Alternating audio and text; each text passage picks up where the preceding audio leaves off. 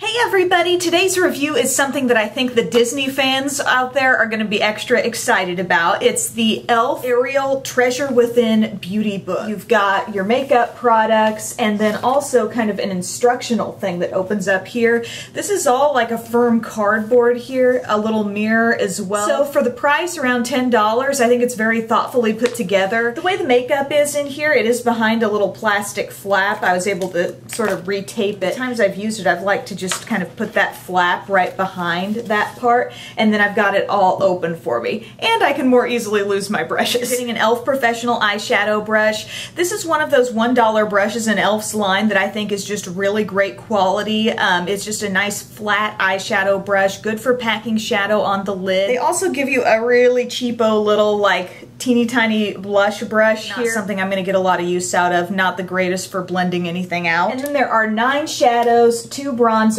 and a lip gloss. Every shade except the purple has some amount of shimmer. The blues and greens in here are really nice quality. I love that there's this pretty terracotta color. Pigmentation wise, kind of a disappointing shade was North Star. That's this grayish color. I was expecting a little more depth out of that. And all of my swatches that I'm showing you, by the way, are with no primer underneath. And then when I do the eye look, I will be applying these on top of a primer. And I do think that a primer really does help them out. These shadows are good. They're not the most amazing textures that I've ever worked with. A little bit powdery, kind of a thin, sheer feeling to them. And as I look at the group of shadows as a whole, I think, wow, there's some pretty colors. But at the same time, when you cover up these lightest 2 shades, everything is kind of a mid-tone, colorful shade. And I really wish they would have thrown in at least one color like that's maybe a matte brown or even a black or just something with some depth to it. One thing I struggled with was really getting things to pop a little bit more, getting a little more contrast as I'm just going from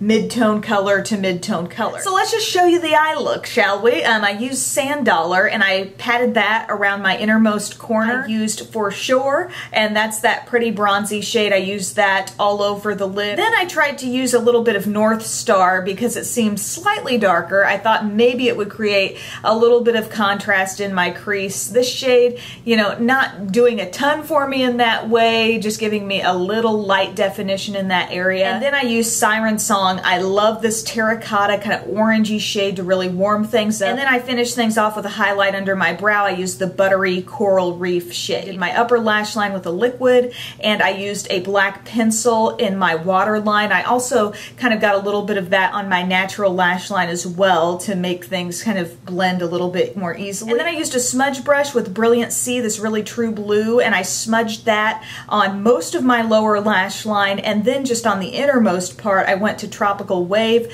which is more of a turquoise color. And then I just added some mascara to the upper and lower lashes, and that finished off the eye look. If you've worked with a lot of different eyeshadows, some especially bold shades in your collection, I don't think you're gonna try, you know, these blues and feel like, oh my gosh, that's just the most bold color ever. You know, it could be more pigmented, more saturated color. You've got a really dark bronzer actually in this palette. Both of these have kind of a satiny finish, and I used that darker shade to do a little bit of light contouring with. And then Tan Lines is the lighter of the two, and that's more of a golden bronzer, so I just gave that a really light dusting just to perk up my skin tone all over. And then you've got a lip gloss in here, and it's a pretty sheer pink shade. Normally I'm not a huge fan of super sheer glosses, but I still think it's really pretty. It's not too slippery and thin to where I feel like it's greasy or it's going to slide right off my lips. It's a really cute palette. It's nicely packaged. If you've got a Disney fan out there, or maybe you've got, you know, some youngins in your life that you're trying to introduce to